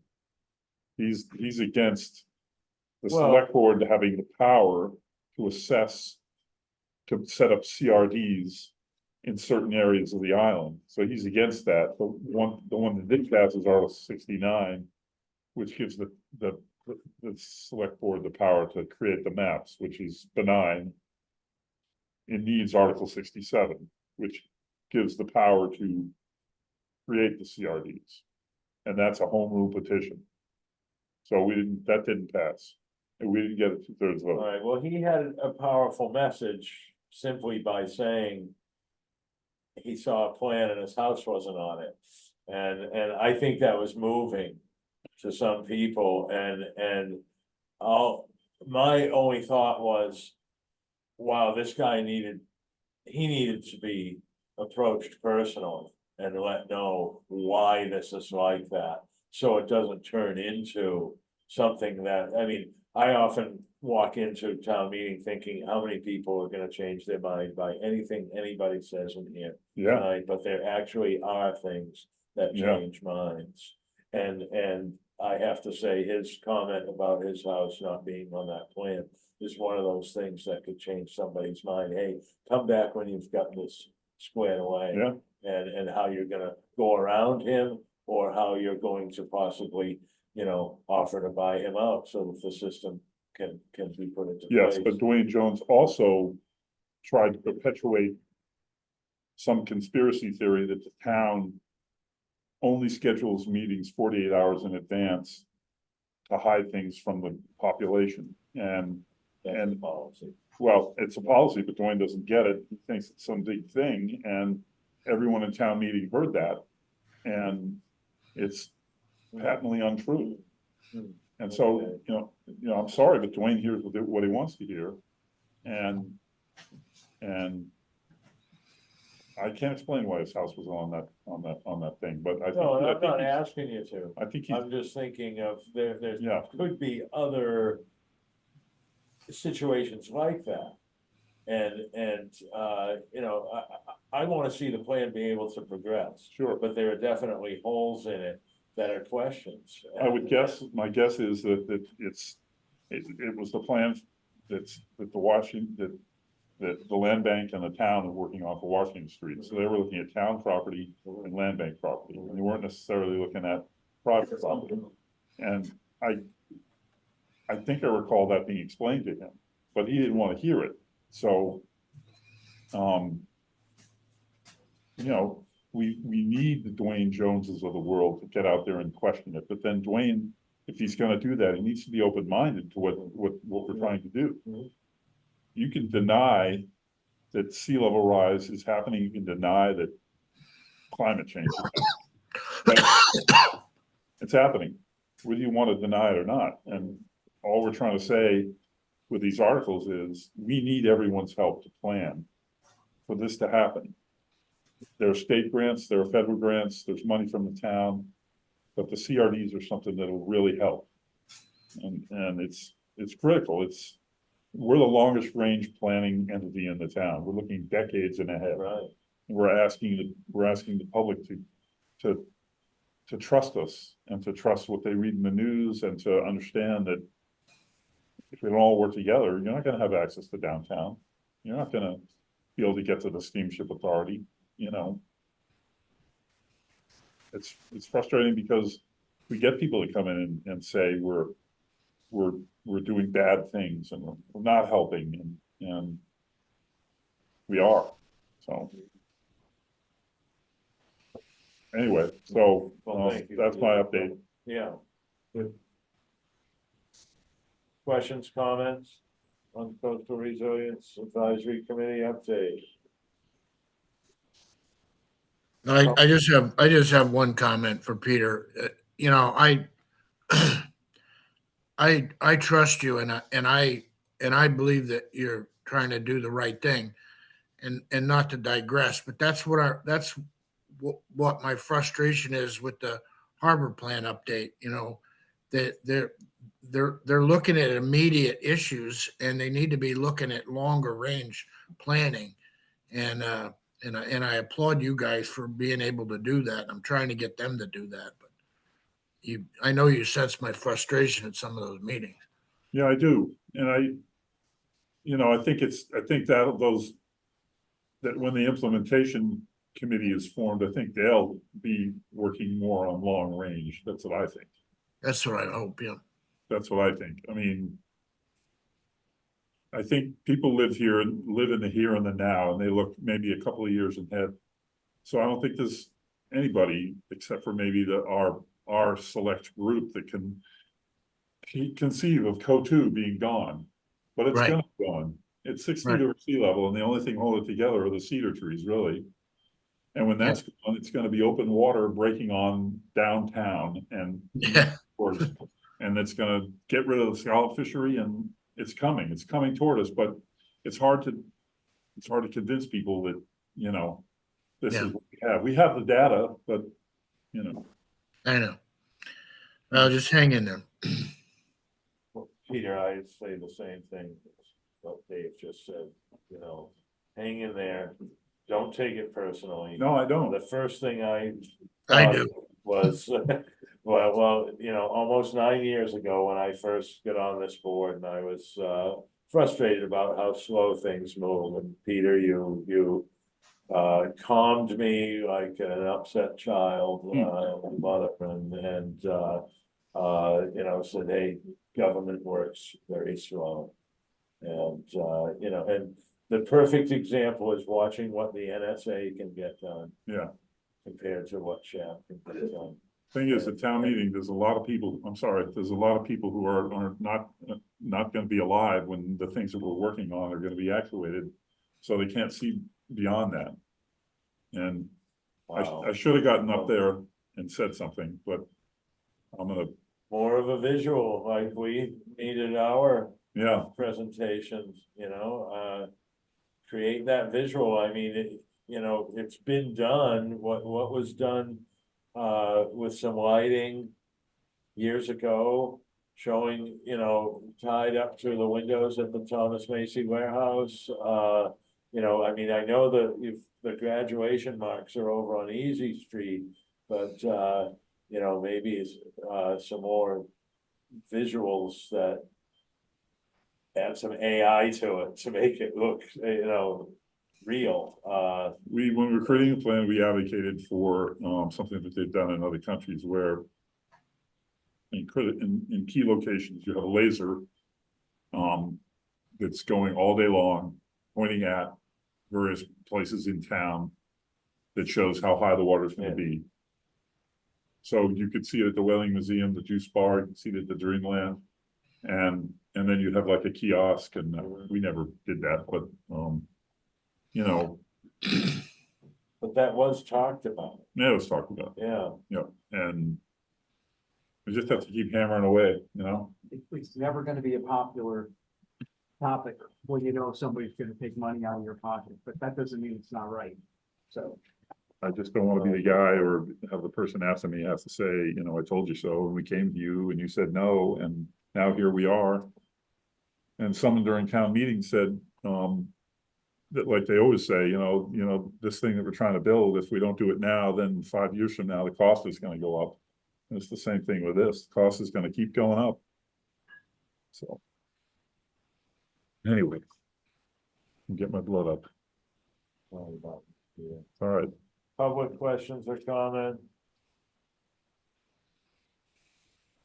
Anything for our next meeting, anybody would like to bring up now? Our next meeting is June 4th, 2 weeks away. June 18th after that, we'll talk about our summer schedule at some point. We'll have to elect officers. As Bobby will be on. Tonight if the votes are counted. So yes, next meeting will be election of officers as well. If there's nothing else, I'll accept a motion to adjourn. motion to adjourn? Second. All right, motion's made by Mr. Anderson, seconded by Mr. Franzuto. To adjourn tonight's meeting, all in favor, Mr. Anderson? Aye. Mr. Brace? All right. Mr. Franzuto? Aye. Mr. Andrews? Ginger, You there, Ginger? voting to adjourn, She's adjourned, she's now. thank you. Is Jim still with us? Jim's gone. All right. We have a majority voting to adjourn. Yes, yes, okay. Good night, everyone. Ginger, we said our goodbyes at the last meeting. Thank you. And don't be a stranger.